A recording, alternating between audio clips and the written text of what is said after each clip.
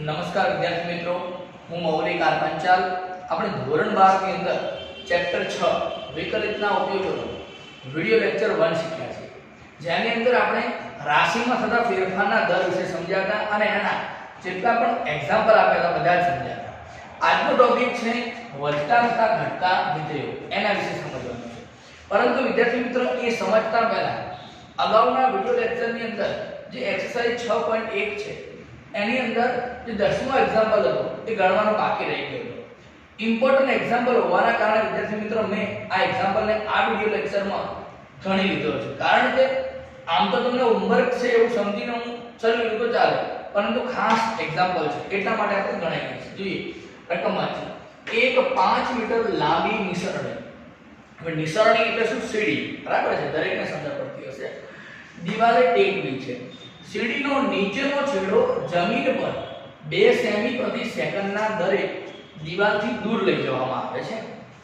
જ્યારે સીડીનો નીચેનો છેડો 4 મીટર દૂર હોય ત્યારે દિવાલ પરની નિસરણની ઊંચાઈ કેટલી ઝડપથી ઘટે છે એ આપણે સમજવું છે અથવા શોધવું છે. જો બરાબર વિદ્યાર્થી મિત્ર, પહેલા તો આની આકૃતિ સમજી લઈએ. અહીંયા જોઈએ, આ જે દોરેલ છે દિવાલ છે. હવે વિદ્યાર્થી મિત્રો, દિવાલ હંમેશા જમીન સાથે 90 અંશનો ખૂણો બનાવે. કેટલા અંશનો? 90 અંશ. આનો અર્થ કે આ ખૂણો કેટલાનો હશે? 90 નો હશે. હવે આ જે દોરેલ છે એ નિસરણીની લંબાઈ છે. આ જે છે એ નિસરણીનું નીચેના છેડાથી અંતર છે, નીચેના છેડાનું દિવાલથી અંતર છે, અને આ જે છે એ દિવાલની ઊંચાઈ છે. ઓકે વિદ્યાર્થી મિત્રો, એ રકમમાં લખ્યું કે નિસરણીની લંબાઈ 5 મીટર છે. આ કેટલું આપેલું છે? 5 મીટર. સીડીનો નીચેનો છેડો એટલે કે આની વાત કરે છે, આ છેડાની વાત કરે છે, એ જમીનથી એટલે કે આ જમીનથી ક્યાં જાય છે? 2 સેમી પ્રતિ દિવાલથી દૂર જાય છે. આ દિવાલથી જમીન ઉપર આમ દૂર જઈ રહ્યો છે. એટલે કે આ માપ જે છે એનો ફેરફારનો દર આપણને 2 સેમી પ્રતિ સેકન્ડ આપેલો છે. તો વિદ્યાર્થી મિત્રો, હવે ફેરફારનો દર લખો તો પહેલા આનો માપ ધારવો પડશે. ધારી લઈએ, ધારો કે આ માપ x છે, આ x ધારીએ, આ y ધારીએ અને આને z ધારીએ. તો z બરાબર 5 મીટર આપેલા છે. x નો ફેરફારનો દર 2 સેમી એટલે કે dx dt બરાબર 2 સેમી પ્રતિ સેકન્ડ આપેલો છે. હવે વિદ્યાર્થી મિત્રો, બરાબર ધ્યાનથી, ભૂલ થઈ શકે એવું છે, આ સેમી છે એ મીટર છે, તો મીટરને સેન્ટીમીટરમાં કન્વર્ટ કરી શકીએ તો આના બરાબર 500 સેમી લખી શકાય. આગળ જોઈએ રકમમાં, નીચેનો છેડો દિવાલથી 4 મીટર દૂર હોય એટલે કે x ની કિંમત 4 મીટર હોય. 4 મીટર બરાબર કેટલા સેન્ટીમીટર થાય? 400 સેન્ટીમીટર. ત્યારે આ ઊંચાઈ ઘટવાનો દર એટલે કે y નો ફેરફારનો દર શોધવો છે, એટલે કે dy dt શોધવાના છે. ઓકે વિદ્યાર્થી મિત્રો, હવે વિદ્યાર્થી મિત્રો, x નું માપ છે, z નું માપ છે, તો y નું માપ શોધી શકીએ.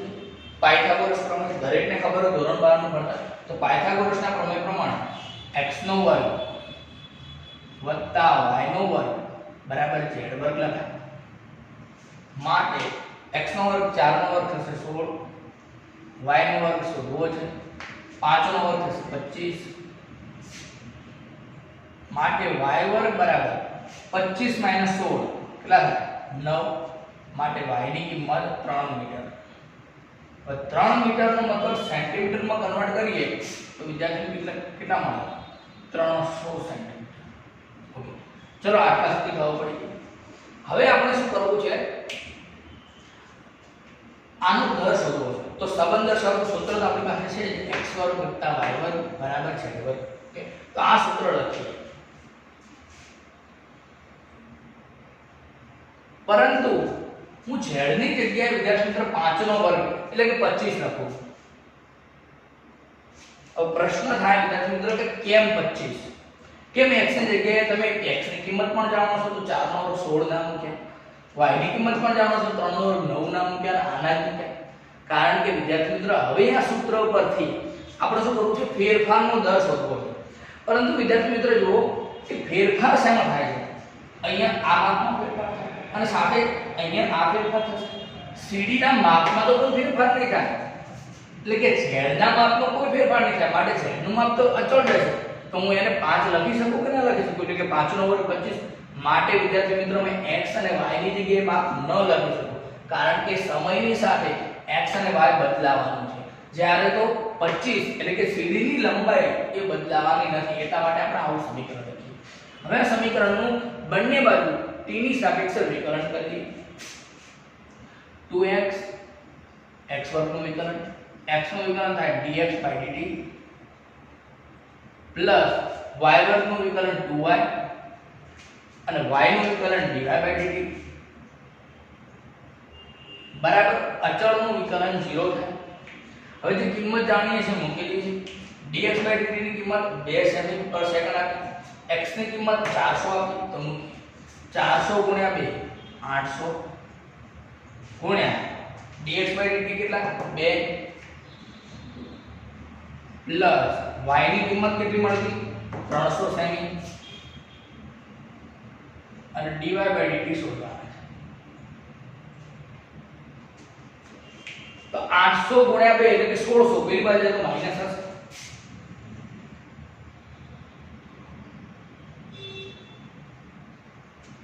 અને 300 ગુણ્યા 2 એટલે 600 ભાગાકારમાં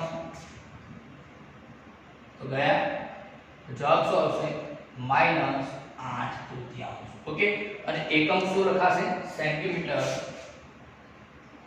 પ્રતિ સેકન્ડ. હવે વિદ્યાર્થી મિત્રો રકમમાં સ્પષ્ટ લખ્યું છે કે કેટલી ઝડપથી ઘટે છે. એનો અર્થ જે થાય છે કે ઋણમાં જવાબ આવશે, જે ફેરફાર થાય એ ઋણમાં જવાબ આવે. હવે લખવું હોય કે નિસરણની ઊંચાઈ આટલી ઝડપથી ઘટે છે, નિસરણની ઊંચાઈ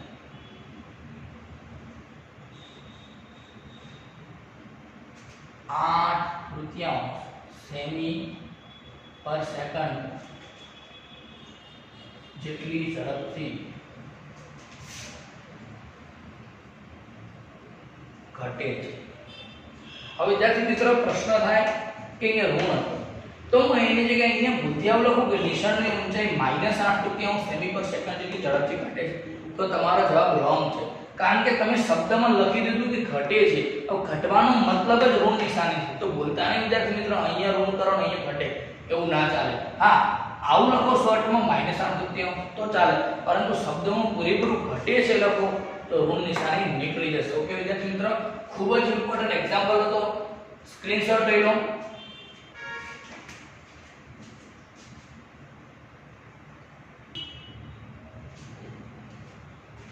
હવે વિદ્યાર્થી મિત્રો આપણે વધતા તથા ઘટતા વિધેય વિશે સમજવું છે. તો પહેલા તો આપણે સમજી લઈએ કે વધતું વિધેય અને ઘટતું વિધેય કેમ છે.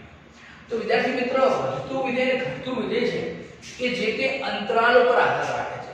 એટલે કે ફિક્સ ના હોય કે હંમેશા વિધેય વધતું જ હોય કે ઘટતું હોય, પણ કોના પર ડિપેન્ડ છે અંતરાલ. અંતરાલ તો તમને ખબર હશે, તમે ધોરણ 11 માં ભણી ગયેલા છો. ઓકે, ચલો એક ઉદાહરણ જોઈએ. એક વિધેય લખું f(x) = x². હવે હું અંતરાલ એટલે કે એક ગણ લખું, ધન વાસ્તવિક સંખ્યાઓની વાત કરું. તો વિદ્યાર્થી મિત્રો જેમ જેમ ધન વાસ્તવિક સંખ્યાઓ વધતી એટલે કે કિંમતમાં વધારો થતો જાય 1 2 3 આગળ ધન વાસ્તવિક સંખ્યાઓ, તો પછી આ વિધેયની કિંમતમાં શું થશે વધતી જશે. જો ઉદાહરણ તરીકે જોઈએ, હું અહીંયા વાત કરું છું f(1) છું, તો 1 નો વર્ગ 1 મળે. હવે કિંમત વધારું f(2) તો 2 નો વર્ગ કેટલો મળે 4. હજી કિંમત વધારું f(3) તો 3 નો વર્ગ કેટલો મળે 9. એનો અર્થ એવો થયો કે વિદ્યાર્થી મિત્રો જેમ જેમ આ કિંમત વધતી જાય છે એમ એમ એની વિધેયની કિંમત પણ કેવી થાય વધતી જાય છે. એટલે કે આ વિધેય એટલે કે x² ની વાત કરું તો x² એ ધન વાસ્તવિક સંખ્યાઓ માટે વધતું વિધેય છે, પરંતુ અંતરાલ એડ કરવો પડે. કોના માટે? તો ધન વાસ્તવિક સંખ્યા માટે વધતું વિધેય. હવે હું ઋણ ની ચેક કરું, ઋણ સંખ્યાઓ માટે ચેક કરું. ચલો -5 માટે ચેક કરું. -5 નો વર્ગ થશે +25 -4.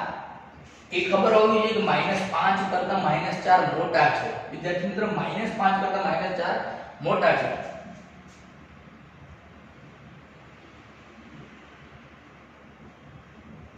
હજી -3 એના કરતા પણ મોટા છે. તો વિદ્યાર્થી મિત્રો જુઓ x ની કિંમત શું થાય છે? વધતી જાય છે, પરંતુ વિધેયની કિંમત શું થાય છે? ઘટતી જાય છે. એનો મતલબ કે આ વિધેય x વર્ગ એ ઋણ વાસ્તવિક સંખ્યાઓ માટે ઘટતું વિધેય છે. તો કયા અંતરાલ માટે વધતું અને કયા અંતરાલ માટે ઘટતું એ પણ ડિપેન્ડ કરે છે. બરાબર? તો ખબર પડી ગઈ વિદ્યાર્થી મિત્રો, ખાસ અંતરાલ ઉપર ડિપેન્ડ છે. તો હું પર્ટિક્યુલર આ વિધેયની વાત કરું તો આ વિધેય ધન વાસ્તવિક સંખ્યાઓ માટે વધતું વિધેય કહેવાય અને ઋણ વાસ્તવિક સંખ્યાઓ માટે ઘટતું વિધેય કહેવાય. ઓકે, હવે આનો અર્થ શું થયો? આનો મતલબ શું થયો? વધતું વિધેય અને ઘટતું વિધેય જાણવું કેવી રીતના? તો એના મતલબ શોર્ટમાં આપણે આવું લખી શકીએ, જો x1 અને x2 આ બંને કિંમત કોઈ અંતરાલમાં આવેલી હોય a to b અને x1 એ લેસ ધેન x2 કરતા નાના હોય તો શું થતું હોય? f of x1 greater than f of x2 થતા હોય. બરાબર સમજો? મેં અહીંયા શું લખ્યું? x1 અને x2 બે એવી સંખ્યાઓ લીધી જે a થી b એટલે કે ઓપન અંતરાલની વાત છે. બરાબર છે? તો a અંતરાલની અંદર આવતો હોય અને x1 ની કિંમત x2 કરતા નાની પરંતુ એના વિધેયની કિંમત મોટી થાય તો આ અંતરાલ માટે આ વિધેય ઘટતું વિધેય કહી શકાય. શું કહી શકાય? તો f of x એ પર ઘટતું વિધેય છે અથવા તો આ અંતરાલમાં ઘટતું વિધેય છે. પરંતુ વિદ્યાર્થી મિત્રો એક શરત છે. શરત શું છે? જે અંતરાલની વાત કરો છો એ અંતરાલ માટે આપેલ વિધેય સતત અને વિકલનીય હોવું જોઈએ. શું હોવું જોઈએ? સતત અને વિકલનીય. બરાબર, ધ્યાન રાખજો. હવે કન્ડિશન ચેન્જ કરી દી, આના કરતા ઉલટી કન્ડિશન કરીએ. આ તો એના એમ જ, જો x1 x2 કોઈ અંતરાલ a b માં આવે છે અને x1 લેસ ધેન x2 છે તો વિધેયની કિંમત નાની જ રહે છે. એટલે કે x1 કરતા x2 મોટા તો x2 માટે વિધેયની કિંમત એ પણ x1 કરતા વિધેયની કિંમત કરતા મોટી જ મળે. તો એનો અર્થ એવો થયો કે વિધેય જે છે એ આપેલ અંતરાલ, કયા અંતરાલની વાત છે? a to b ની વાત છે, માં વધતું વિધેય કહેવાય. તો વિદ્યાર્થી મિત્રો ગાણિતિક રીતે આપણે સમજ્યા બે સ્ટેટમેન્ટ હતી. શું સમજ્યા? કે ક્યારે ઘટતું વિધેય કહેવાય, ક્યારે વધતું કહેવાય. આ તો સમજણ પડી ગઈ. ઉદાહરણથી તમને મોસ્ટ ઓફ સમજણ પડી ગઈ કે ઘટતું વિધેય શું છે, વધતું વિધેય શું છે. પરંતુ વિદ્યાર્થી મિત્ર આ આપણે વ્યાખ્યાથી સમજવું હોય, આ વ્યાખ્યા થઈ ગઈ કે કોઈ બે સંખ્યાઓ એક અંતરાલમાં આવતી હોય અને એમાં x1 x2 કરતા નાના હોય પરંતુ x1 માટે વિધેયની કિંમત x2 કરતા વિધેયની કિંમત કરતા મોટા થાય તો એ અંતરાલ માટે ઘટતું વિધેય થયું. ઉલટું થાય. અહીંયા શું થયું? x1 નાના x2 કરતા તો x1 ની વિધેયની કિંમત x2 કરતા વિધેયની કિંમત કરતા નાના જ મળે તો પછી વધતું વિધેય થયું. એટલે કે જો આ જે સિમ્બોલ છે એવો ને એવો અહીંયા મળતો આવે તો એનો અર્થ એવો થાય વિદ્યાર્થી મિત્રો કે વધતું વિધેય છે. જ્યારે અહીંયા આ સિમ્બોલમાં બદલાવ આવી જાય તો પછી સમજી લેવાનું કે ઘટતું વિધેય છે. પરંતુ આનામાં જે તે અંતરાલની વાત છે. બીજો પોઈન્ટ મેં કીધો કે આવું ક્યારે શક્ય બને કે જ્યારે આપેલ વિધેય એ અંતરાલમાં વિકલનીય અને સતત હોવું જોઈએ. ઓકે વિદ્યાર્થી મિત્રો, તો ઉદાહરણ દ્વારા પણ તમને સમજ પડી અને વ્યાખ્યાન રીતે લખો તો પણ તમને સમજ પડી જાય. હવે આપણે x વર્ગનો આલેખ દોરીને પણ સમજીએ કે શું કહેવા માંગે છે વધતું અને ઘટતું વિધેય. તો ચલો જોઈએ.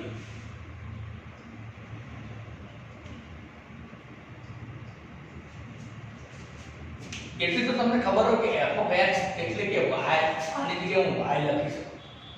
f of x ની જગ્યાએ હું શું લખી શકું? y લખી શકું. x ની કિંમત જુદી જુદી લઈએ. પહેલા લખી દઈએ 0 1 2 3 1 2 3 -1 -2 -3 -1 -2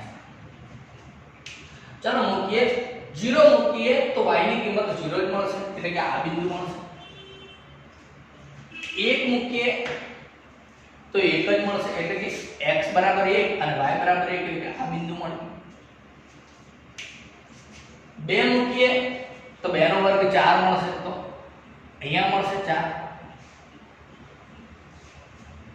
ઓકે, ચલો 2 ની સાથે સરખાવીએ, આટલા આવશે 4.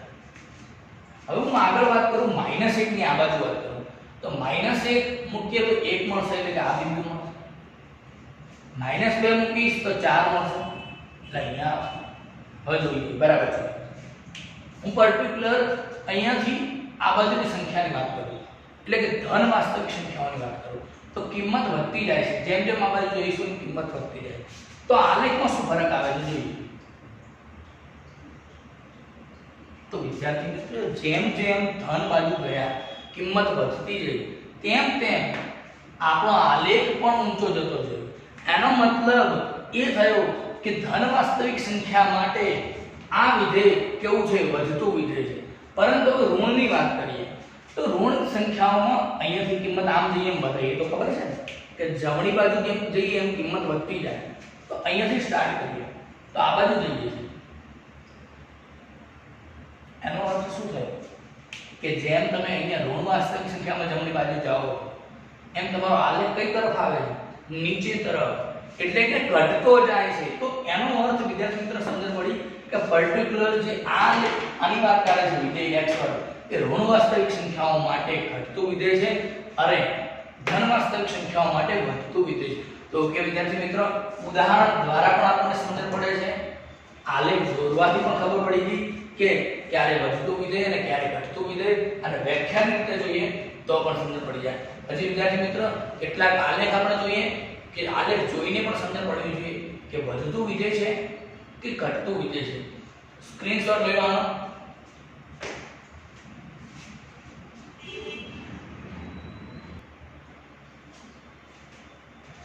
વિદ્યાર્થી મિત્રો આલેખ જોઈએ કે કયા આલેખ પરથી કહી શકીએ કે વધતું વિધેય છે કે ઘટતું વિધેય છે કે ચુસ્ત વધતું વિધેય છે કે ચુસ્ત ઘટતું વિધેય છે કે ન વધતું કે ન ઘટતું વિધેય છે. ઓકે, ચલો જોઈએ પહેલો આલેખ.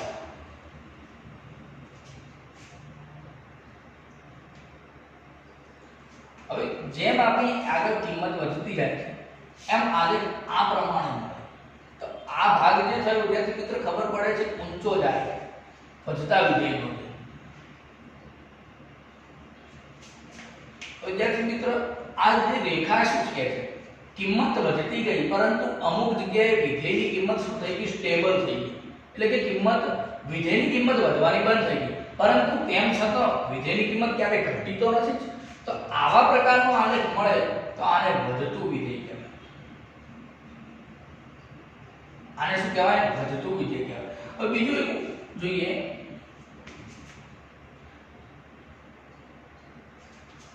વિદ્યાર્થી મિત્રો અહીંયા જેમ સંખ્યા વધે છે એમ આલેખ આ પ્રમાણે જતો રહે. તો આ બંને વધતા વિધેય છે પરંતુ આમાં ફરક શું છે કે ક્યાંય સ્ટેબલ નથી થતી, કિંમત ક્યાંય સ્થિર ન થઈ, વિધેયની કિંમત ક્યાંય સ્થિર નથી થઈ. અને અહીંયા શું થયું, વિધેયની કિંમત આ ભાગ પર સ્થિર થઈ ગઈ. તો આવા વિધેયને ફક્ત વધતું વિધેય કહેવાય. જ્યારે આ વિધેયની વાત કરીએ તો આને ચુસ્ત વધતું વિધેય કહેવાય. શું કહેવાય, ચુસ્ત વધતું વિધેય. બરાબર, આ બંનેમાં ડિફરન્સ છે કે પહેલો આલેખ સમજાવે છે ક્યાંક જઈને સ્થિર થઈ ગયો માટે વધતું વિધેય છે, પરંતુ અહીંયા શું છે, ચુસ્ત વધતું વિધેય છે.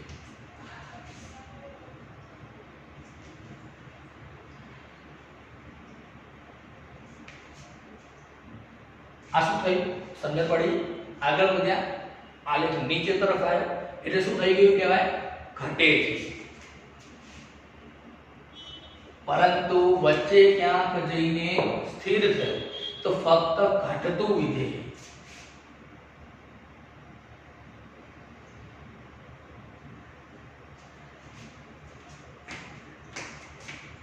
ચોથા નંબર આલેખ.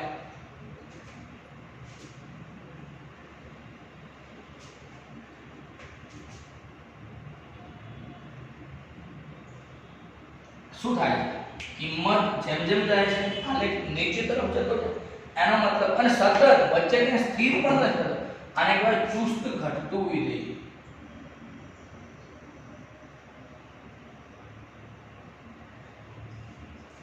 પાંચમા નંબરનો આવે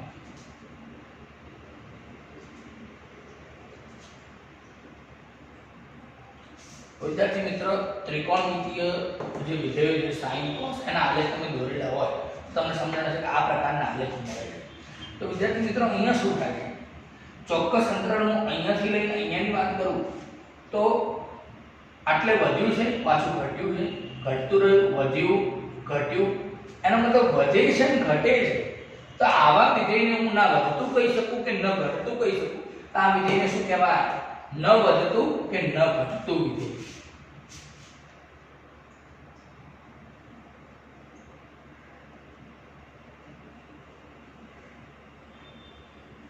વિદ્યાર્થી મિત્ર આલેખને હળવાશમાં ના લેતા, કારણ કે આજકાલ પરીક્ષામાં 1 માર્ક્સ આલેખનો પૂછાઈ જાય છે, MCQ માં પણ પૂછાઈ શકે છે, અથવા તો 1 માર્ક્સના જે શોર્ટ ક્વેશ્ચન પૂછાય એમાં પણ પૂછાઈ શકે છે. બરાબર ધ્યાન રાખજો. હવે વિદ્યાર્થી મિત્રો આને ગાણિતિકની જે વ્યાખ્યા આપી હતી એ રીતે હું આલેખને પણ અહીંયા લખી દઉં કે જો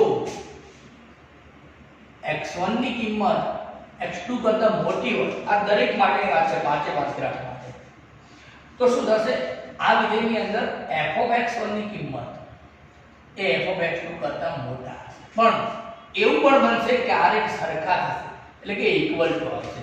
તો આ શરત પડાય તો વધતું વિધેય કહેવાય. અહીંયા વાત કરીએ, હંમેશા x1 ના વિધેયની કિંમત x2 માટે વિધેયની કિંમત કરતા મોટી જ થશે, ઇક્વલ ક્યારેય નહીં થાય, ફક્ત મોટી થશે. તો આ થયું ચુસ્ત વધતું વિધેય. આની વાત કરું લેસ ધેન થશે. જો x1 ગ્રેટર ધેન x2 હોય તો વિધેયની કિંમત શું થશે, લેસ ધેન, પરંતુ ક્યારેક સરખી પણ થશે, આનો મતલબ ઇક્વલ આવશે. તો ઇક્વલ અથવા લેસ ધેન આવે તો ઘટતું વિધેય.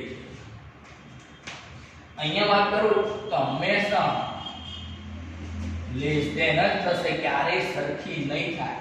તો આવા વિધેયને આપણે ચુસ્ત ઘટતું વિધેય કહીએ છીએ. અને અહીંયા કોઈ અંતરાલ માટે તમે નક્કી નથી કરી શકતા ઘટશે કે વધશે, માટે આવું કહી શકાતું નથી, સરખામણી જ નહીં થાય f(x1) અને f(x2). હા, પર્ટિક્યુલર હું અહીંયાથી લઈને આટલા વાત કરું આ અંતરાલની તો શું થયું, વધતું થયું. અહીંયાથી લઈને આટલા ભાગની વાત કરું તો ઘટતું થયું, પણ અહીંયાથી આ ભાગની વાત કરું તો ઘટતું થયું, સોરી વધતું થયું. એનો મતલબ સમજણ પડે છે, અંતરાલ પર ખાસ ડિપેન્ડ છે. ઓકે વિદ્યાર્થી મિત્રો, ભૂલ્યા વગર સ્ક્રીનશોટ લઈ હાલ જ આલેખ દોરી લો અને આ સમજણ પડવી જોઈએ. હવે આપણે નેક્સ્ટ સમજવાનું છે કે શું દર વખતે મારે ચેક કરવું હોય વધતું છે કે ઘટતું, તો શું મારે આલેખ દોરી સમજવાનું? ના, એના માટેની મેથડ છે અને એમાં આપણે વિકલનનો ઉપયોગ કરવાનો છે. તો આપણે આના પછી એ મેથડ સમજી લઈએ. ઓકે વિદ્યાર્થી મિત્રો, ચાલો સ્ક્રીનશોટ લઈ લો.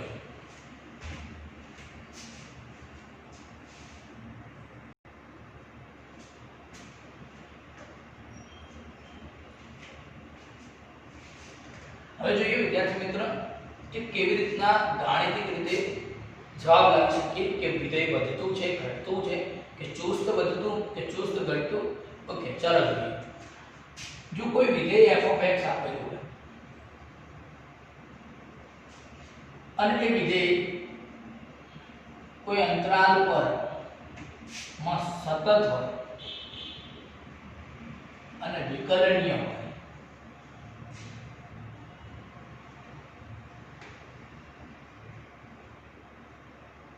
તો હવે શું કરવાનું છે દાખલો ગણવા માટે? જે વિધેય આપ્યું છે એ વિધેયનું એ ચલની સાપેક્ષે આપણે x ચલ આપેલો છે, તો એ ચલની સાપેક્ષે વિકલન શોધવાનું, એટલે કે f'(x), એને આપણે કહીએ f'(x). અને જે કિંમત મળી એ કિંમત એ અંતરાલમાં માટે શું છે એ ચેક કરવાની છે. બરાબર, તો જોઈએ, જો એ અંતરાલ માટે હંમેશા એ વિધેય 0 કરતા મોટું મળે, એટલે કે ધન મળે, તો જવાબ લખાય ચુસ્ત વધતું વિધેય.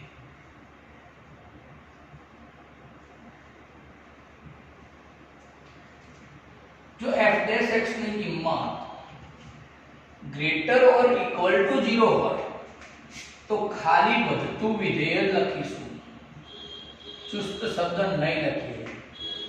જો f'(x) ની કિંમત લેસ ધેન 0 હોય તો ચુસ્ત ઘટતું વિધેય.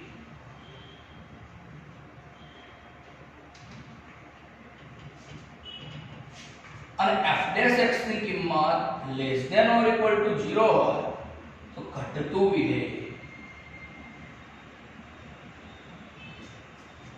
અને f' ની કિંમત એક્ઝેક્ટ 0 જ મળે એ અંતરાલ માટે તો ન ઘટતું કે ન વધતું વિધેય. તો વિદ્યાર્થી મિત્ર બસ આટલું સરળ છે ચેક કરવા માટે વધતું ઘટતું ખૂબ જ સરળ પોઈન્ટ છે. શું કરીશું આપેલ વિધેયનું વિકલન શોધીશું અને વિકલન ચેક કરીશું. 0 કરતા મોટું હોય તો ચુસ્ત વધતું, 0 કે 0 કરતા મોટું આવે તો ખાલી વધતું લખીશું, 0 કરતા નાનું આવે તો ચુસ્ત ઘટતું વિધેય, 0 કે 0 કરતા નાનું તો ઘટતું વિધેય અને એક્ઝેક્ટ 0 વેલ્યુ આવે તો ન ઘટતું કે ન વધતું વિધેય લખીશું. ઓકે વિદ્યાર્થી મિત્રો, તો અહીંયા મેં ઉદાહરણ 7 ની રકમ લખેલી છે. f(x) બરાબર 7x - 3 એ અંતરાળ આપેલું છે r એટલે કે દરેક વાસ્તવિક માટે પર ખાલી જગ્યા છે એટલે કે ઘટતું છે ઘટતું છે. ઓકે ચેક કરીએ તો શું કરવાનું કીધું કે પહેલો વિકલન શોધવાનું. ચલો શોધી લઈએ. f' બરાબર શું મળ્યું? x નું વિકલન 1 થશે અને -3 નો 0 એટલે કે 7 મળશે. હવે વિદ્યાર્થી મિત્ર અહીંયા જવાબમાં f' બરાબર 7 આવે એટલે કે x પર આધાર જ રાખતો નથી. એનો અર્થ એવો થયો કે કોઈ પણ વાસ્તવિક કિંમત માટે હંમેશા જવાબ 7 મળશે એટલે કે હંમેશા જવાબ કેવો મળશે? ધન મળશે, 0 કરતા મોટો મળશે. એનો અર્થ એવો થયો કે આપેલ વિધેય r પર ચુસ્ત વધતું વિધેય છે એટલે કે f(x) એ r પર ચુસ્ત વધતું વિધેય છે.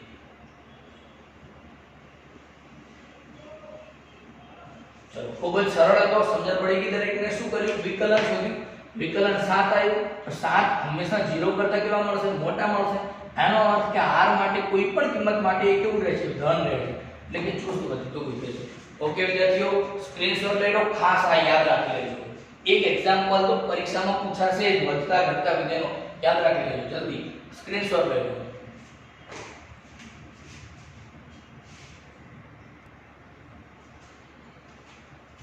ઉદાહરણ f(x) બરાબર x3 - 3x + 4x એ r પર ચેક કરવું છે વધતું છે ઘટતું છે. ઓકે તો પહેલું કામ વિકલન કરી દઈએ.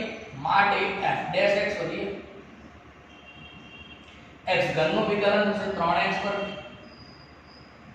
3x વર્ગનું વિકલન 2 આગળ તો 2 તરી 6x અને 4x નું વિકલન 4.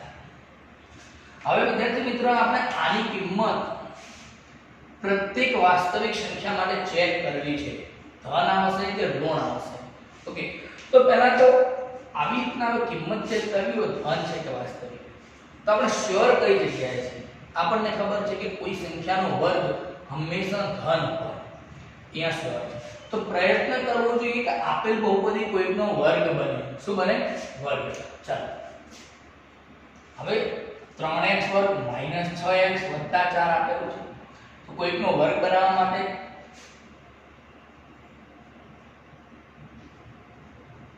હું અહીંયા આવી રીતના છૂટા પાડું 4 ને 3 + 1 લખું. હવે અહીંયાથી 3 કોમન લઈ શકાય છે. x વર્ગ - 2x + 1 આ એક અલગ. આમાંથી આ જે સંખ્યા છે એમાંથી 3 કોમન લઈ લો. વિદ્યાર્થી મિત્ર આ જો કોઈનો વર્ગ છે તો તમને સૂત્ર આવડતું હોય a² - 2ab + b² બરાબર a - b નો વર્ગ તો તમને આ સમજણ પડી જાય. જો x નો વર્ગ -2 ચલો એ પ્રમાણે લખો. આ x નો વર્ગ એટલે કે a નો વર્ગ -2a અને અહીંયા ગુણ્યા 1 લખી શકું હું વત્તા 1 નો વર્ગ. હવે આ સૂત્ર પ્રમાણે જવાબ કોનો મળે? x - 1 નો વર્ગ. તો જ્યારે પણ કોઈ પણ બહુપદી બને દ્વિઘાતમાં તો એને હંમેશા વર્ગ બનાવવાનો પ્રયત્ન કરવો. આટલું તમને ધ્યાનમાં આવવું જોઈએ. મેં વર્ગ બનાવ્યો x - એનો મતલબ કે આ સંખ્યા હંમેશા ધન મળશે. x ની ગમે તે કિંમત લો આટલો ભાગ કેવો મળશે? ધન. હવે ધનને 3 વડે ગુણો તો પણ ધન વત્તા 1 ઉમેર્યો એટલે ફરી સંખ્યા ધન જ બને. એનો મતલબ કે આ વિધેયની કિંમત હંમેશા ધન જ હશે. કેવી હશે? ધન. તો આ કિંમત ગ્રેટર ધેન 0. 0 પણ ક્યારેય નહીં બની શકે. 0 પણ નહીં બની શકે. એનો મતલબ કે જ્યારે આ વિધેય દરેક r ની સંખ્યા માટે કેવું છે? 0 કરતા મોટું. તો મેં શું કીધું હતું કે જ્યારે f' ની કિંમત ગ્રેટર ધેન 0 મળે તો ચુસ્ત વધતું વિધેય કહેવાય. તો જવાબ શું થાય? આથી f of x બરાબર x નો ઘન -3x² વત્તા 4x એ r પર ચુસ્ત વધતું વિધેય છે.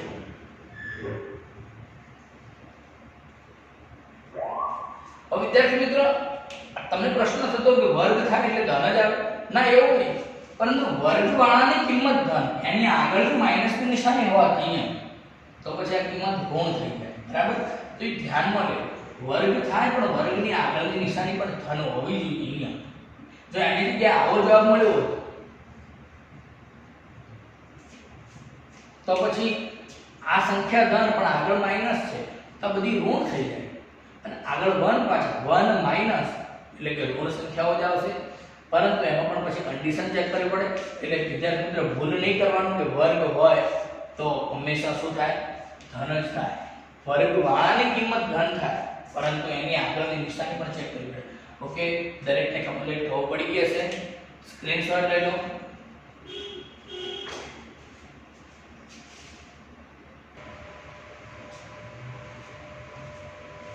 ઉદાહરણ 9 f of x cos x એ ત્રણ આપણને અંતરાલ માટે ચેક કરવાનું છે. એમાં કીધું કે 0 થી π માટે ચેક કરો, વિરુદ્ધ અંતરાલ π થી 2π માં ચેક કરો અને c કીધું કે 0 થી 2π માં ચેક કરો. તો જોઈએ વિદ્યાર્થી મિત્રો, પહેલું કામ આપણે વિકલન શોધીશું f of x નું. આપણને મળશે f' x cos x નું વિકલન જાણીએ છીએ -sin x. તો f' x -sin x પહેલો ચેક કરીએ આના માટે.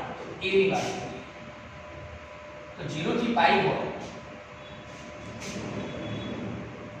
આ 0 આ π/2 આ π 3π/2 અને 2π.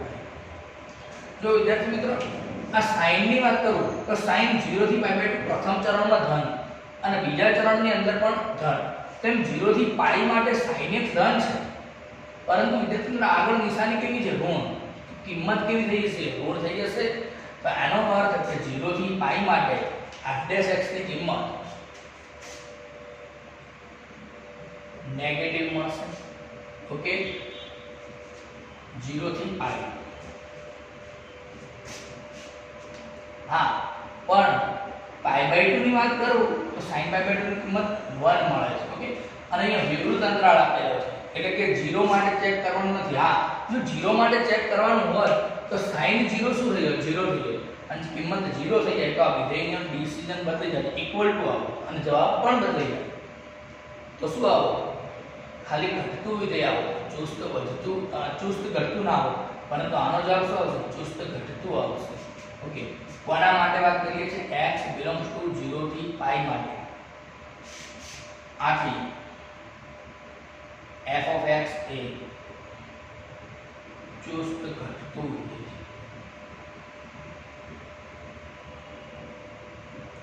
હું b ઓપ્શનની વાત કરું એમાં f' તો એક જ મળશે -sin x.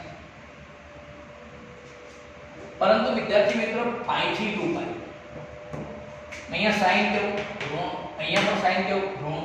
પરંતુ આગળ નિશાની કેવી? માઈનસ. તો માઈનસ માઈનસ કેવા થઈ જશે? પ્લસ. એટલે કે f' ની કિંમત π થી 2π માટે ધન મળે છે.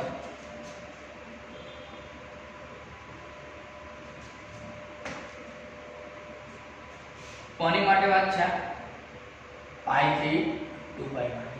એનો મતલબ કે ચુસ્ત વધતું વિધેય જવાબ મળે.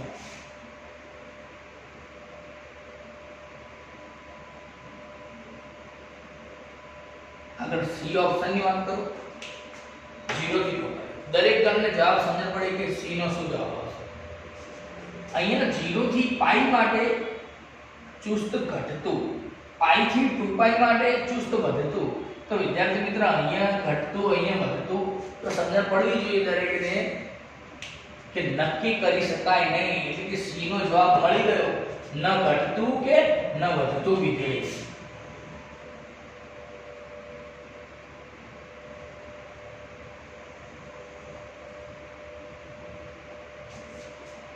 તમારો હોમવર્ક માટે હું અહીંયા એક પ્રશ્ન પૂછું છું. આ એબીસી જગ્યાએ બદલી નાખું છું, એમાં આવું કરું છું, સમૃદ્ધ અંતરાળમાં મૂકું છું.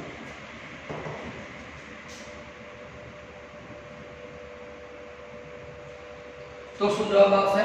તમારે વિદ્યાર્થી મિત્રો કોમેન્ટ બોક્સમાં જવાબ આપવાનો છે કે જો સમૃદ્ધ અંતરાળ 0 થી પાઈ ની અંદર આ વિધેય કેવું છે, ઘટતું વિધેય છે કે વધતું વિધેય, અને અહીંયા પણ જવાબ આપવાનો છે. ઓકે, ચલો દરેકને આ સમજણ પડી ગઈ હશે. એના માટે આવડતું હોવું જોઈએ કયા ચરણમાં કયું ત્રિકોણ વિધેય વધતું છે કે ઘટતું છે. ઓકે, ચલો સ્ક્રીનશોટ લઈ લો.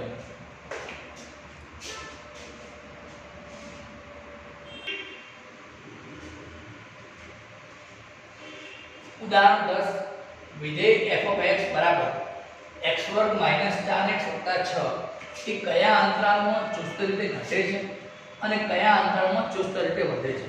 ખૂબ જ ઇમ્પોર્ટન્ટ પ્રશ્ન છે વિદ્યાર્થી મિત્રો, બરાબર જોઈ લેજો. ખૂબ જ ઇમ્પોર્ટન્ટ પ્રશ્ન છે. f(x) આપેલું છે, ચેક કરીએ. f'(x) સુધી આનું વિકલન થશે 2x - 4 અને x નું વિકલન 1 લખવાની જરૂર નથી, 6 નું વિકલન 0. તો આપણને આ કરવું જોઈએ. હવે ચેક કરવું છે કે આ જે કિંમત છે ક્યારે 0 કરતા મોટી છે અને ક્યારે 0 કરતા નાની છે, એ તો ચેક કરવું. તો એના માટે પહેલા એ ચેક કરો કે આ જે મળ્યું વિકલન, એ વિકલિત ક્યારે 0 થાય છે. તો આપણે આના બરાબર 0 લઈ લઈએ, f'(x) બરાબર 0 લઈ લઈએ, એટલે કે 2x - 4 બરાબર 0. માટે 2x બરાબર 4, માટે x બરાબર 4 ભાગ્યા 2 એટલે કે 2. એનો અર્થ એવો થયો કે 2 માટે આ વિધેય 0 થાય છે, એટલે કે વિકલિતની વાત કરું છું. 2 માટે 0 થાય, પરંતુ 2 કરતા મોટી કિંમત લઉં, ધારો કે 3 લઉં, તો 3 દુ 6, 6 - 4 2 મળે, એટલે કે ધન થવા માંડ્યું. તો 2 કરતા મોટી કિંમત માટે કેવું થશે? ધન થશે. અને 2 કરતા નાની કિંમત માટે ઋણ થશે. એટલી તો સમજણ પડે છે, હું શું સમજાવવા માંગુ છું. ચાલો આપણે એક મૂકીને ચેક કરીએ. f(3) મૂકું, f' ની વાત છે આની અંદર, તો 3 દુ 6 - 4 તો 2, એનો મતલબ ગ્રેટર ધેન 1. અને હું 1 મૂકું તો -2 મળે, એટલે કે લેસ ધેન 4. તો આવી રીતના વિદ્યાર્થી મિત્રો તમે ચેક કરી શકો રફ વર્ગની અંદર કે 2 કરતા મોટી કિંમત માટે શું થાય છે અને 2 કરતા નાની કિંમત માટે શું થાય છે. ઓકે, તો આપણને સમજણ પડી ગઈ કે 2 કરતા બધી જ મોટી કિંમત માટે હંમેશા ધન જવાબ મળશે અને 2 કરતા બધી જ નાની કિંમત માટે હંમેશા જવાબ ઋણ મળશે. એટલે કે 2 કરતા બધી કિંમત માટે ચુસ્ત વધતું વિધેય અને 2 કરતા નાની કિંમત માટે ચુસ્ત ઘટતું વિધેય જવાબ મળશે. આ રફ વર્ગમાં છે, તમારે લખવાનું નથી, યાદ રાખજો. આ રફ વર્ગ તો લખી શકીએ હવે અહીં f'(x) greater than 0 કોના માટે? x greater than 2 માટે. એનો મતલબ એવો થયો, ચલો આને રફ કરી દઈએ. જો x greater than 2 તો f'(x) greater than 0, એટલે કે આ અંતરાલની વાત થાય છે 2 કરતા બધી જ મોટી સંખ્યાઓ માટે અને આગળ અનંત સુધી. જવાબ કેવો આવે છે? આ અંતરાલમાં ચુસ્ત વધતું વિધેય છે. ચલો આટલી ખબર પડી ગઈ. 2 કરતા મોટી એટલે આ અંતરાલમાં, તો આનો જવાબ મળી ગયો ચુસ્ત કયા અંતરાલમાં વધે છે, તો 2 થી ઇન્ફિનિટીમાં. હવે અહીંયા ચેક કરીએ 2 કરતા નાની કિંમત માટે x <2 હોય તો શું મળે? જો x 2 કરતા નાના હોય તો આપણને ખબર પડી ગઈ કે ઋણ કિંમત મળે છે, એટલે કે તો f'(x) less than 0, એટલે કે કયા અંતરાલની વાત થાય છે? -∞ to 2 માં f(x) એ ચુસ્ત ઘટતું વિધેય છે.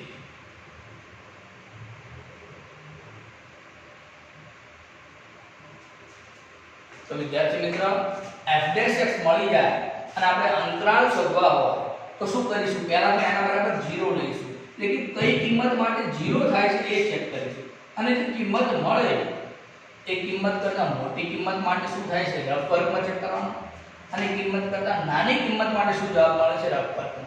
પછી આપણને અંતરાલ બનાવતા તો આવડી જશે. બરાબર છે? આટલો ભાગ તમારે લખવાનો નથી, તમારે આટલું લખવાનું છે. ઓકે, ચલો સ્ક્રીનશોટ લઈ લો.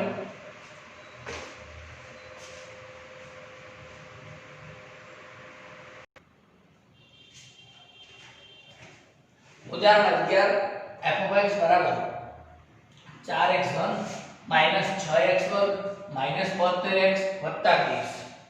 આપણે ચેક કરવું છે વિદ્યાર્થી મિત્ર કે આપેલ જે વિધેય છે એ કયા અંતરાલમાં વધે છે, કયા અંતરાલમાં ઘટે છે. બરાબર છે? તો એના માટે પહેલા વિકલન શોધી લઈએ. 3 આગળ એટલે કે 3 ચોક 12x2 6 દુ 12x અને આના 72 થશે. હવે વિદ્યાર્થી મિત્ર આપણે સ્પેસિફિક ચેક કરવું છે કે કયા અંતરાલમાં ચુસ્ત રીતે વધશે, કયા અંતરાલમાં ચુસ્ત રીતે. તો આપેલ વિધેય એ કઈ જગ્યાએ 0 થાય છે પહેલા તો એ ચેક કરવું પડશે. તો એના માટે શું કરવું પડે? આના અવયવ શોધવા પડશે. 12 કોમન લઈ લઈએ તો શું રહેશે? x2 x 6. વિદ્યાર્થી ધોરણ 8 9 10 ત્રણેયમાં આ દ્વિઘાત સમીકરણને કેવી રીતના ઉકેલવું જાણીએ છીએ. તો એ ઉકેલવાનું નહીં સમજાવું, હવે અવયવ આવડતા હોય 12મા ધોરણમાં ભણીએ તો 6 ના એવા અવયવ કે 1 આવે તો 3 દુ 6 -3 અને +2. તો આપણા એના અવયવ થઈ ગયા. તો આ કિંમત કઈ જગ્યાએ 0 થાય છે ચેક કરીએ. તો આના બરાબર 0 લઈએ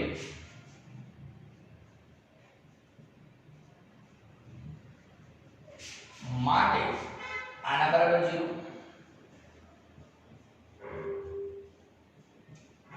એટલે કે 12 તો અચળ સંખ્યા, એ તો 0 ના થાય, પરંતુ આ ભાગ 0 થાય. તો ક્યારે થાય? x બરાબર 3 હોય તો. અને આ ભાગ ક્યારે 0 થાય? x બરાબર -2 હોય. તો વિદ્યાર્થી મિત્રો અહીંયા તમને બે જગ્યાએ 0 થાય. તો જ્યારે બે જગ્યાએ 0 થાય ત્યારે ત્રણ અંતરાલ ચેક કરવા પડે. એક 3 કરતા મોટી સંખ્યા માટે, એક -2 કરતા નાની સંખ્યા માટે, અને -2 3 ના વચ્ચે માટે. તો ત્રણ ડિફરન્ટ અંતરાલ અહીંયા બનાવીશું.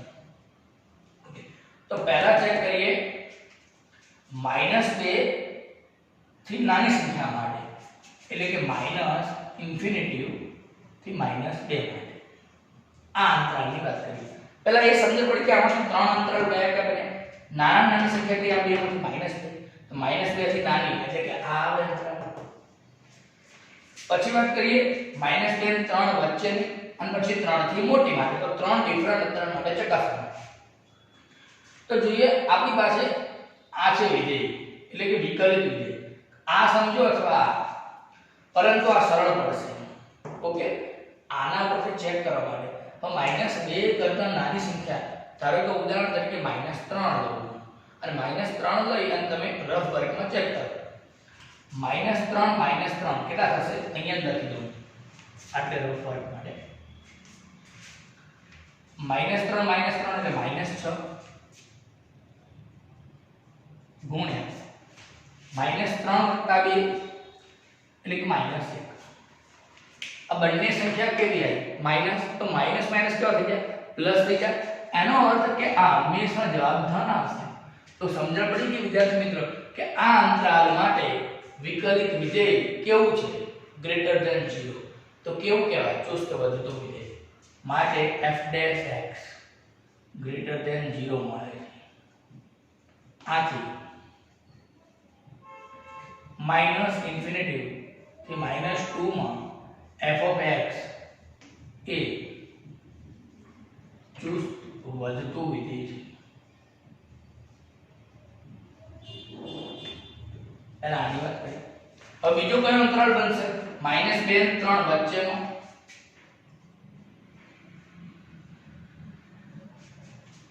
તો -2 અને 3 વચ્ચેની કોઈ પણ સંખ્યા લઈએ.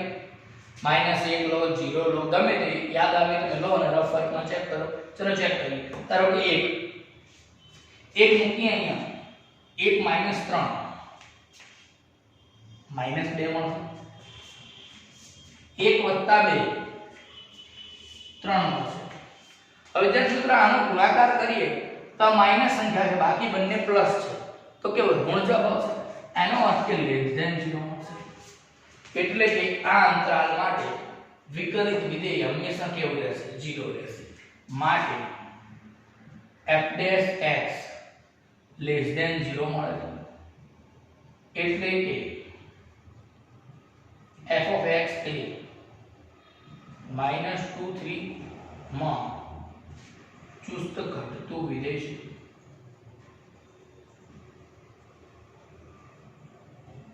ત્રીજા માટે ચેક કરીએ 3 થી મોટી સંખ્યા. ત્રીજો અંતરાલ બનશે 3 થી લઈ અને ઇન્ફિનિટી. ચલો 3 કરતા મોટી કોઈ પણ કિંમત ધારી લઈએ, 4 લઈએ. ચલો 4 મૂકીએ. 4 - 3 1 મળશે. 12 તો હતા જ આગળ. 4 + 2 6 મળશે. કેવા મળ્યા? ગ્રેટર ધેન 0 મળ્યા. એનો અર્થ એવો થયો વિદ્યાર્થી મિત્ર કે 3 કરતા મોટી કિંમતો માટે વિકલિત વિધેય હંમેશા ગ્રેટર ધેન 0 મળશે. તો માટે f' લેસ ધેન 0 મળે છે. એટલે કે f of x એ વિવૃત અંતરાલ 3 થી ઇન્ફિનિટી માં વધતું વિધેય છે. ખાલી વધતું નહીં, ચુસ્ત વધતું વિધેય છે. વિદ્યાર્થી મિત્રો ખૂબ જ ઇમ્પોર્ટન્ટ પ્રશ્ન છે.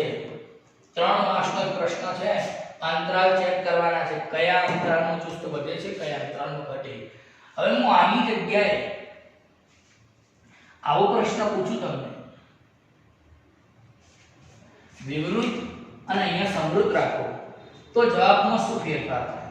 તો જવાબમાં ફેરફાર એટલો થઈ જાય વિદ્યાર્થી મિત્ર, ચુસ્ત નીકળી જાય. કારણ કે -2 માટે આ કિંમત કેવી થઈ જાય? 0 થઈ જાય. ઓકે, તો યાદ રાખજો કે આ બદલા અહીંયા પણ બદલાઈ શકે અને અહીંયા પણ બદલાઈ શકે. એ પ્રમાણે તો જવાબમાં થોડા બદલાવ આવે, ચુસ્ત નીકળી જાય. શું થાય? ચુસ્ત નીકળી જાય. ખૂબ જ ઇમ્પોર્ટન્ટ પ્રશ્ન છે વિદ્યાર્થી મિત્રો. કેવી રીતના સરળતાથી ચેક કરવું એના માટે મેં અહીંયા રફ વર્ક બતાવ્યું છે. ઓકે, સ્ક્રીનશોટ લઈ લો.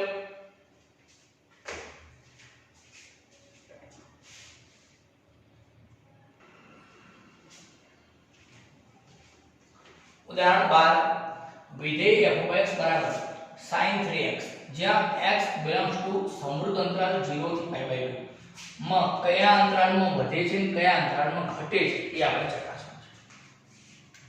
પહેલા આપેલ વિધેયનું વિકલિત સમજીએ. એટલે કે f'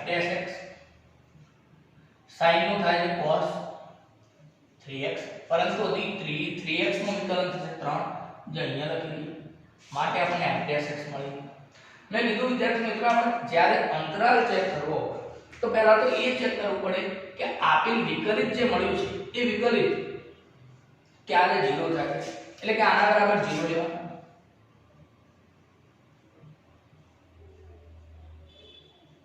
માટે 3 cos 3x બરાબર 0 લઈએ. એનો અર્થ થયો કે cos 3x બરાબર 0. 3 તો ભાગાકારમાં લઈ ગયા. હવે વિદ્યાર્થી મિત્ર, cos 3x બરાબર 0 તો ક્યારે થાય? cos 3x ની કિંમત ક્યારે 0 થાય અને એ ક્યારે વિચારવાનું? 0 થી π/2 માં જ વિચારવાનું. તો જોઈએ, તો ત્યારે થાય કે 3x ની કિંમત π/2 એક કન્ડિશન છે. 3x ની કિંમત π/2 હોય ત્યારે થાય, અથવા તો 3π/2 હોય તો ત્યારે થાય. પરંતુ 3π/2 માટે x ની કિંમત કેટલી મળે છે? અહીંયા π/6. એટલે કે x ની કિંમત જો π/6 લઈએ તો આ કિંમત 0 થાય છે. આના સિવાય વિચારવું હોય તો 3x ની કિંમત હું 3π/2 લઉં તો આપણને x ની કિંમત મળે છે π/2. તો અહીંયા પણ 0 થઈ શકે અને એ આપણા અંતરાલમાં આવે છે. એટલા માટે આ બંને કિંમતમાં 0 જવાબ મળ્યો. x બરાબર π/6 અને π/2. તો મેં તમને વિદ્યાર્થી મિત્ર કીધું કે જ્યારે પણ બે સંખ્યા મળે આપણને 0 થાય તો ટોટલ 3 અંતરાલ બનશે. ટોટલ 3 કયા કયા? એક π/6 થી નાની કિંમત વાળો, એક π/6 અને π/2 વચ્ચેનો અને એક π/2 થી મોટોનો. પરંતુ અહીંયા સ્પષ્ટ રકમમાં લખ્યું x ક્યાં સુધી લેવાના π/2, તો π/2 થી મોટા તો મળશે જ. તો ફક્ત બે અંતરાલ જ આવશે, π/6 થી નાના અને π/6 થી π/2 સુધી. ઓકે, ચલો ચેક કરીએ. પહેલો અંતરાલ 0 to π/6 ની વાત કરીએ.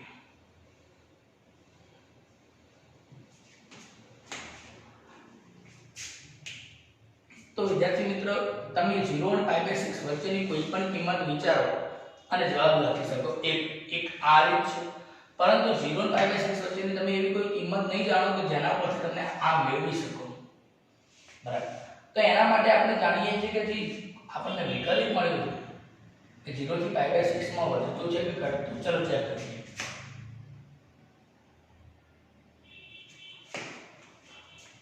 આ 0 π/2 π 3π/2 અને 2π. અહીંયા આ કિંમત 0 મૂકીએ તો cos 0 થાય, એટલે કે અહીંયાની વાત છે. અને π/6 મૂકીએ તો π/2, એટલે કે કયા ચરણની વાત છે? પ્રથમ ચરણ. હવે પ્રથમ ચરણની અંદર cos કેવું છે? વધતું. બધા જ ત્રિકોણ કે વધતા વિધેય તો cos પણ વધતું વિધેય છે. એનો અર્થ એવો થયો કે પ્રથમ ચરણ 0 થી π/6 એટલે પ્રથમ ચરણ આવે છે. ચેક કરવું છે તો સમજી લઈએ. પહેલા 0 મૂકું તો cos 0 થાય અને π/6 મૂકું હું તો 3 2 6 એટલે કે π/2 મળે. એટલે કે 0 થી લઈને π/2 ની વાત છે 3x માટે. તો પ્રથમ ચરણમાં ધન એટલે કે f'(x) એ આના માટે કેવું છે? ગ્રેટર ધેન 0 છે.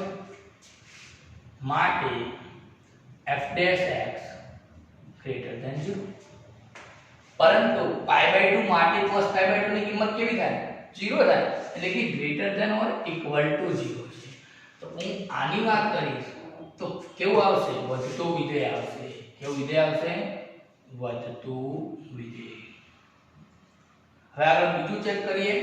π/6 થી π/2 માટે π/6 મૂકીએ તો π/2 મળે અને π/2 મૂકીએ તો આ મળશે. all as tc. એનો મતલબ કે આ બંને ચરણમાં cos તો કેવા છે? ઋણ છે. એનો મતલબ કે π/2 થી 3π/2 એટલે કે π/6 થી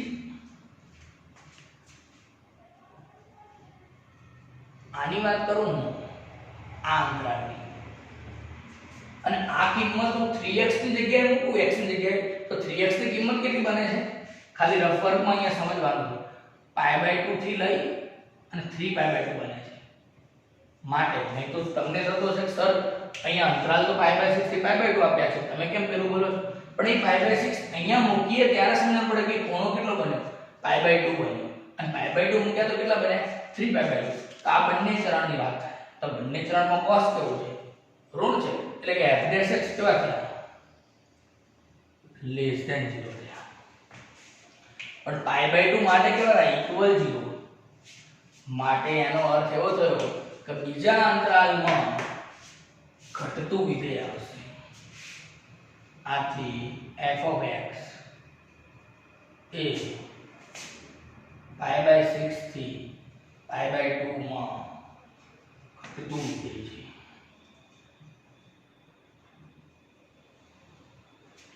આમ વિદ્યાર્થી મિત્ર, પ્રશ્ન પૂછ્યો કે વધે તે અંતરાલ શોધો તો વધવા માટેનો અંતરાળ આ છે 0 થી π/6 અને ઘટે તે અંતરાળ શોધો તો π/6 થી π/2. પણ લખ્યું કે ચુસ્ત વધે તે શોધો તો આની જગ્યાએ તમારે વિવૃત અંતરાલ કરી દેવો પડે. આમાં પણ કીધું કે ચુસ્ત ઘટે તો પણ આની જગ્યાએ તમારે કેવું કરવું પડે? વિવૃત અંતરાલ. ઓકે, યાદ રાખી લેજો. સમૃદ્ધ કરવાની કિંમત 0 પણ બની શકે છે. માટે ઓકે, તો આ ચરણ વાળો કદાચ તમે આકૃતિ ન દોરો તો ચાલે, પરંતુ આ સમજણ હોવી જોઈએ કે કયા ચરણમાં ધન થાય છે ઋણ. ખૂબ જ ઇમ્પોર્ટન્ટ પ્રશ્ન છે વિદ્યાર્થી મિત્રો. ઓકે, દરેકને સમજણ પડી ગઈ હશે. સ્ક્રીનશોટ લઈ લો.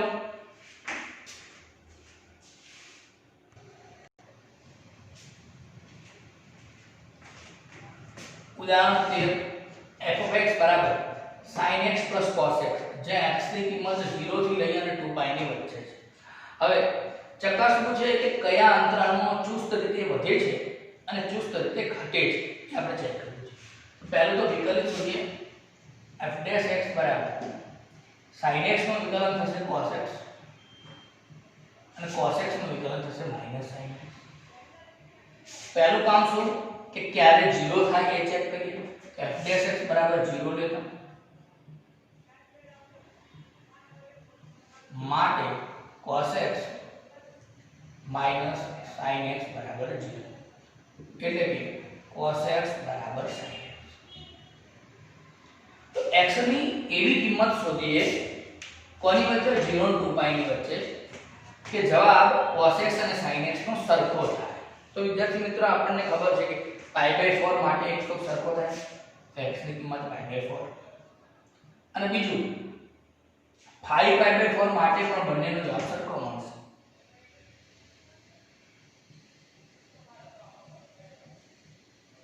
એનો અર્થ કે આ જે વિધેય મળ્યું f ડેશ x વિકલિત એ બંને માટે 0 થાય છે। તો મેં કીધું કે જ્યારે બે કિંમત મળે ત્યારે આનાથી નાની આ બંને વચ્ચેની અને આનાથી મોટી ત્રણ અંતરાલ ચેક કરવા જોઈએ। તો ચેક કરીએ। તો પહેલા તો 0 થી લઈને π/4 માટે ચેક કરીએ।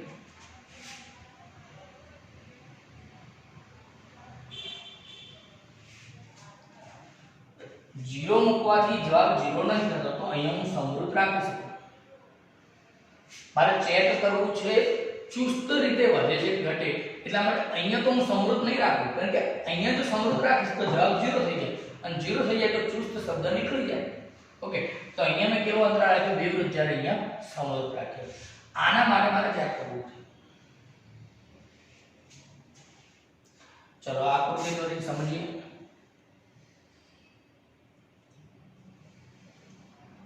जीरो π/2 पाई 3π/2 અને 2π 0 થી π/4 એટલે એને π/4 આવશે। વિદ્યાર્થી મિત્રો 0 થી π/4 આની કિંમત મારે ચેક કરવી છે। cos 0 1 થાય sin 0 0 થાય એનો મતલબ કે 0 થી π/4 માટે cos x ની કિંમત sin x કરતા મોટી છે એટલે કે cos x sin x એ cos x sin x greater than 0 થશે।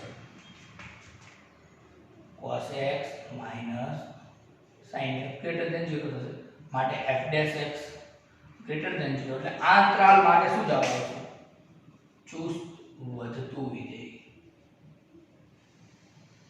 આ દરેકને ખબર હોવી જોઈએ કે 0 થી π/4 નો cos એ sin કરતા મોટું છે અને π/4 થી π/2 માં sin એ cos કરતા મોટું છે। ઓકે તો સેકન્ડ વાત કરીએ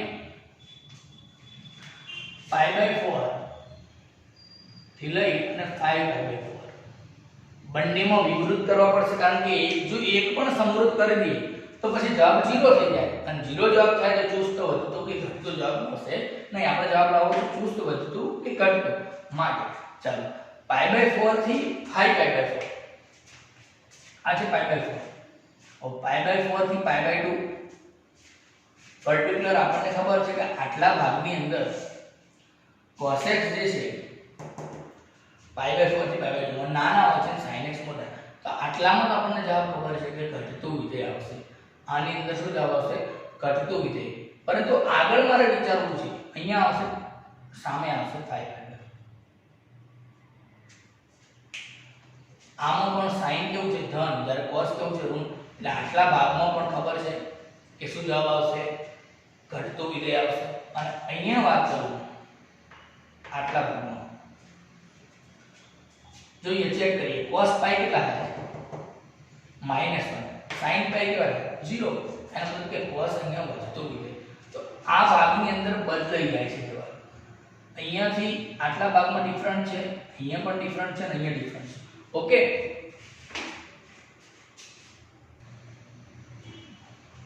આપણે શું સમજ્યા કે π/4 થી π/2 ની વાત કરી તો એમાં sin x મોટા એટલે કે ઋણ મળે। અહીંયાથી અહીંયા વાત કરી તો sin x ધન છે બીજા ચરણમાં એટલે પણ ઋણ મળે અને અહીંયાથી વાત કરી તો ચેક કરો sin π કેટલા થાય 0 cos π કેવા થાય માઈનસ ખાલી કિંમત મૂકીને અહીંયા લખવાનું ચેક કરો -1 -0 એટલે -1 મળે એટલે <0 મળે। તો એનો મતલબ કે અહીંયાથી લઈને અહીંયા આ ત્રણેયની અંદર આપણે ચેક કર્યું અલગ અલગ રીતે, તો દરેકમાં જવાબ તો ઋણ જ મળ્યો, એટલે કે આ ત્રણેય આટલાથી આટલામાં ઘટતું વિધેય. શું જવાબ આવશે અહીંયા? માટે sin x greater than cos x છે, એટલે કે cos x minus sin x less than 0 થશે, એટલે કે f dash x less than 0. તો જવાબ મળ્યો ચુસ્ત ઘટતું વિધેય. કયા અંતરાલમાં? આ અંતરાલમાં. આગળ ત્રીજો અંતરાલ બનાવ્યો આનાથી મોટો,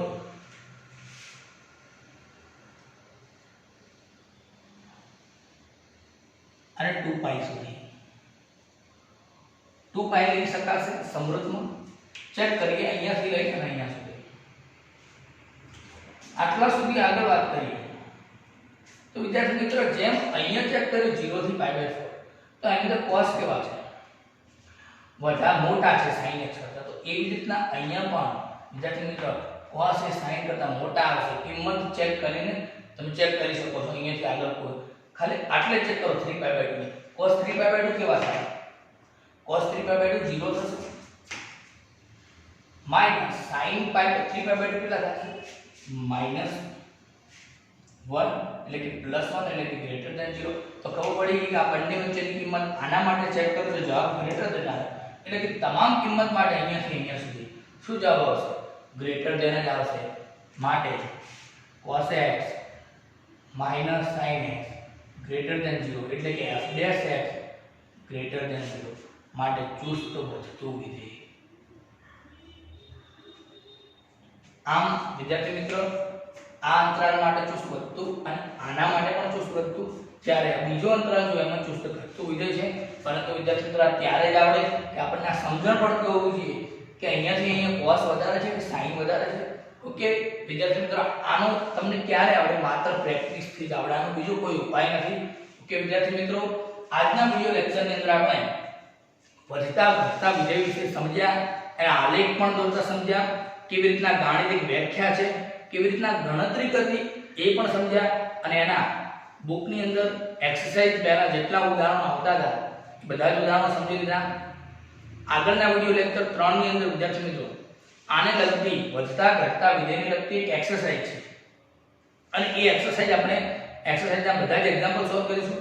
તેમ છતાં ત્યાં સુધી વિદ્યાર્થી મિત્રો જો તમને સમય મળે તો તમે એક્સરસાઇઝના એક્ઝામ્પલ ગણતા રહેજો, અને હું વિડિયો લેક્ચર દ્વારા તો તમને એક્સરસાઇઝના બધા એક્ઝામ્પલ ગણાવીશ જ. આજના વિડિયો લેક્ચરમાં આટલું જ. વિડિયો જોવા બદલ થેન્ક યુ વેરી મચ.